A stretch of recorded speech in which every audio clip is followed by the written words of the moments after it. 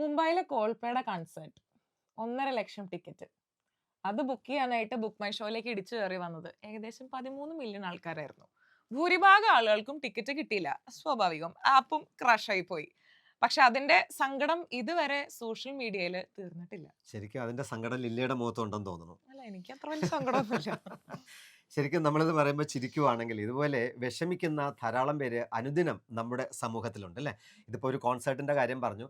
അതുപോലെ തന്നെ സമയത്തിന് രക്തം കിട്ടാതെ, ചികിത്സയ്ക്ക് പണമില്ലാതെ, ഹോസ്പിറ്റലിൽ പോകാൻ നിവൃത്തിയില്ലാതെ ഒക്കെ വിഷമിക്കുന്ന ധാരാളം പേർ നമുക്ക് ചുറ്റുമുണ്ട്. അതെ, ഇപ്പൊ മരുന്നോ രക്തമോ അങ്ങനെ എന്തെങ്കിലും കാര്യങ്ങളൊക്കെ ആവശ്യം വരുന്ന സന്ദർഭങ്ങളിൽ അത് അറേഞ്ച് ചെയ്ത് കൊടുക്കാനായിട്ട് കാസർഗോഡ് ട്രാഫിക് എൻഫോഴ്സ്മെന്റ് യൂണിറ്റിലെ ഒരു പോലീസ് ഉദ്യോഗസ്ഥൻ അതിനുവേണ്ടി മുന്നിട്ടിറങ്ങുന്നുണ്ട്. യെസ്. TC ഖലീഫ അദ്ദേഹത്തിന് ഓരോ ദിവസവും കിട്ടുന്ന മെസ്സേജസിൽ വരുന്ന ആവശ്യങ്ങൾ അനുസരിച്ച് അതിന് വേണ്ട കാര്യങ്ങളെല്ലാം സിമ്പിൾ ആയിട്ട് അദ്ദേഹം അറേഞ്ച് ചെയ്ത് കൊടുക്കുന്നുണ്ട്. അതെ, വേദനിക്കുന്നവരുടെ ഒരു വെളിപ്പാടകലെ ഈ സുമനസ് ഉണ്ട്. ഇതിപ്പോൾ കാസർഗോഡല്ലേ, നമ്മുടെ നാട്ടിലൊക്കെ ഇത് ലഭ്യമാണോ എന്ന് നമ്മൾ വിഷമിക്കുകയാണെങ്കിൽ അങ്ങനെ വിഷമിക്കേണ്ട കാര്യമില്ല. നമ്മുടെ നാട്ടിലും ഇതുപോലെ മറ്റുള്ളവരെ സഹായിക്കാൻ സർവാത്മന സന്നദ്ധരായി നിൽക്കുന്ന ധാരാളം സന്നദ്ധ സംഘടനകളുണ്ട്, ചെറിയ ചെറിയ ഗ്രൂപ്പുകളുണ്ട്.